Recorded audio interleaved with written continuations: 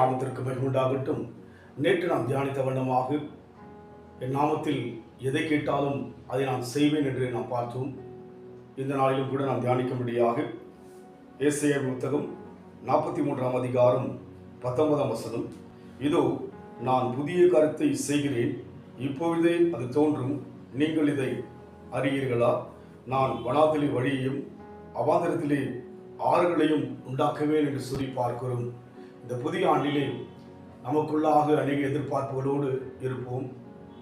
தேவன் நம் வாழ்க்கையிலே புதிய ஆண்டிலே புதிய காரியத்தை அறியாத, எட்டாத, நாம் கண்டிராத காரியம்தான் புதிய காரியம்.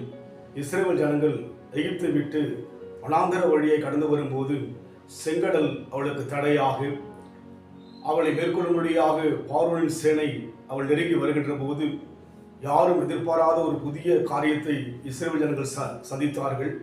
செங்கடல் அந்த ஜனங்களுக்காக இரண்டாக பிளக்கப்பட்டது.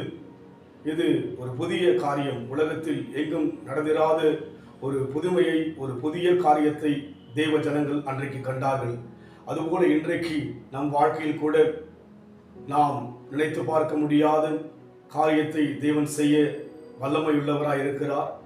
நம் வாழ்விலே நாம் செய்ய வேண்டிய காரியம், அதற்கு முன் இருக்கிற வசனம், முந்தினவர்களை நினைக்க வேண்டாம், பூர்வமானவர்களை சிந்திக்க வேண்டாம் என்று பார்க்கிறோம். கடந்த காலங்களிலே வந்த பிரச்சனைகளையோ, கடந்த காலங்களில் வந்த பலவீனங்களையோ, கடந்த காலங்களில் வந்த குழப்பமான சம்பவங்களையோ நினைக்காதபடிக்கு தேவனை நினைப்போம், வேத வசனங்களை நினைப்போம். கர்த்தருடைய வேதத்தில் பிரியமாயிருந்து இரவும் பகலும் தியானமாக இருக்கிற மனுஷன் வாக்கியமானு சொல்லி பார்க்கிறவனமாக இந்த ஆண்டிலே வேதத்தை வாசிக்கும்படியாக, அதை தியானிக்கும்படியான அனுபவத்தில் நாம் செல்ல நம் வாழ்க்கை ஒப்புக் கொடுக்கும் போது நிச்சயமாகவே புதிய காரியத்தை தேவன் செய்ய வல்லவராயிருக்கிறார். சூழ்நிலைகள் ஒருவேளை வனாந்தரம் போல இருக்கலாம். வனாந்திலே வழிகளையும் அவாந்தரத்திலே ஆறுகளை தேவன் உண்டாக்குகிறபடினாலே நம் வாழ்க்கையிலே கடந்து வந்த அந்த குழப்பமான பாதைகளை மறந்து ஆண்டவரை நோக்கி பார்ப்போம். கடந்ததை நினைத்து கலங்காதே, நடந்ததை மறந்துவிடு. கடந்ததை நினைத்து கலங்காதே, நடந்ததை மறந்துவிடு. கர்த்தர் புதியன செய்திடுவார் என்றே நீ காண்பாய்.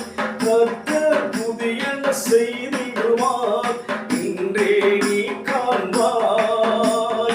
கலங்கிடவே வேண்டாம், கலங்கிடவே வேண்டாம்.